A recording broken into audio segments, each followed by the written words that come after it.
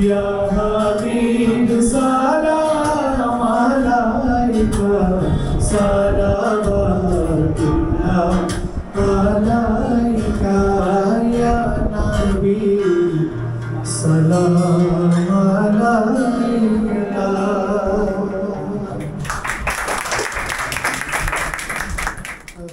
আমাদের বাংলাদেশে যারা মিডিয়ার সাথে অথবা সংস্কৃতি কর্মী এরা তো জানেন যে খুব মেপে শব্দ বলা। ইভেন হাসিনা পতনের সময় 3 তারিখ যখন একদম সংস্কৃতি কর্মীরা নেমেছে, দৃশ্য মাধ্যমান্যরাও, তখন সবাই খুব লিমিটেড স্কেলে কথা বলছিল যে কোনটা পরে বিপদ হয়।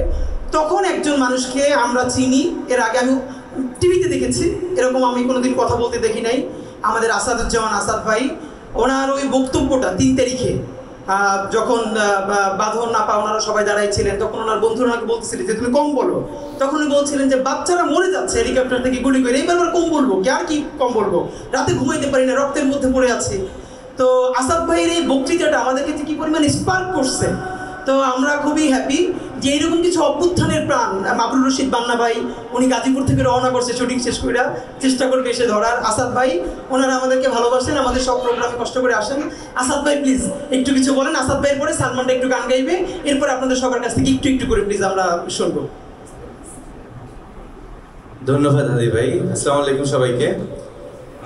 আমার আজকে সকালের অনুভূতিটা বলি। আমার আজকে কেন জানি মনে হচ্ছে আজকে ঈদের দিন। আমি জানি না আপনাদের কেন মনে হচ্ছে কিনা, আমার আজকে মনে হচ্ছে আজকে ঈদের দিন। মানে আমরা যারা বড় হয়েছে তারা আসলে ঈদের মজাটা আর বুঝতে পারি না। ঈদ আসলে এই বাচ্চাদের জন্য। তো আমার খুব ডেজাভু হচ্ছিল এবং নস্টালজিয়া মনে হচ্ছে যে ঈদের দিন সকালে যখন রেডি হই, আতরের গন্ধ, পাঞ্জাবি পরবো, ওই অনুভূতিটা আমার আজকে কাজ করতেছে যে প্রত্যেকেই আজকে ইনক্লাব কালচার সেন্টারে সবাই নতুন নতুন জামা পরে আসছে। এবং সেই সাথে একটা জিনিস অদ্ভুত যে আজকে কি 36 তারিখ না, আজকে আসলে 5 তারিখ। আসলে যেটাই 36 তারিখ সেটাই 5 তারিখ, দুইটা এক নতুন প্রথমে জড়িত। ধন্যবাদ সবাইকে। আমাদের একজন আসলে হাদি ভাই আছে, বাংলাদেশের একজন ওসমান হাদি আছে। আমি বয়সে ওনার বোধহয় বড়, অবশ্যই বড়, কিন্তু আসলে জ্ঞানে আমি ওনার থেকে অনেক ছোট। মানে একজন মানুষ কতটা জ্ঞানী হয় ওসমান হাদি ভাইকে না দেখলে আমি আসলে জানতাম না। আর সবচেয়ে অবাক কাণ্ড যে এই যে পাঠচক্রের যে এই চর্চাটা, এই যে মক্তবে বসে যে বলতেছিল যে এইভাবে বসে আমরা পড়বো, এটা কিন্তু গ্রামে আমরা মক্তবে দেখতাম যেভাবে বসে বসে পড়তো। সো আমরা যে কর্পোরেটাইজ হয়ে যাচ্ছি দিনকে দিন, কমার্শিয়াল হয়ে যাচ্ছে, আমরা যে আমাদের রুট ভুলে যাচ্ছি, এটা হাদি ভাই একমাত্র ধরে রেখেছে। সবচেয়ে বড় কথা, আপনি যে যুদ্ধেই জয়ী হতে চান না কেন, আপনাকে কিন্তু মেধা রাখতে হবে। আপনার মগজে যদি কিছু না থাকে, আপনি মুখ দিয়ে কি বলবেন? বাংলাদেশের রাজনীতিতে কিন্তু শুধু মুখের কথা আছে, মগজ বলেন, মেধা বলেন, মনন কিন্তু শূন্য। এই যে পাঠচক্রের চেষ্টাটা, বই পড়ার, যে বই ছাড়া আপনি এই জিনিসটাকে একদিন বলে গেলেন যে আপনি যেই যুদ্ধেই যাবেন আপনাকে জ্ঞানী হতেই হবে।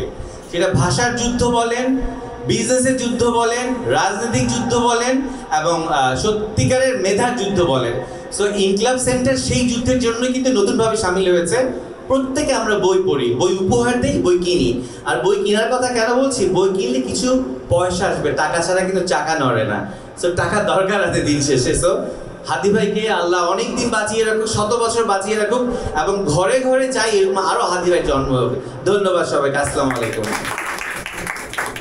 মানে আমি ঘুরে ফিরে এই কথাগুলো এই জন্য বলছি যে লেখাপড়া ছাড়া আর কোনো রাস্তা নাই আপনি কোনো বিপ্লবে জিতবেন, আপনি কোনো সংগ্রামে আমরা জিতবো, আর কোনো রাস্তা নাই।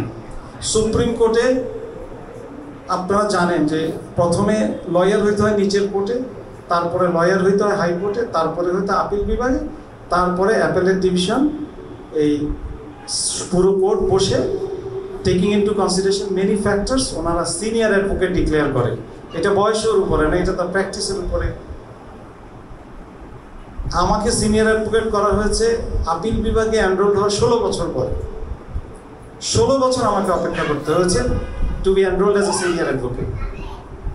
এই recent past taking advantage of this revolution, আমি সবসময় এটাকে কোটো রেভলিউশন বলি, যারা দায়িত্বে ছিল তারা এমন সব লোককে সিনিয়র অ্যাডভোকেট করেছে যারা 1 বছর 2 বছর আগে অ্যাপেলেট ডিভিশন হ্যান্ডেল করেছে। তো এই পুরো কথাটা বলার উদ্দেশ্য হচ্ছে এখনও যে সবাই খুব ভালো কাজ করছে তা না, এখনও অনেকে অ্যাডভান্টেজ নিচ্ছে।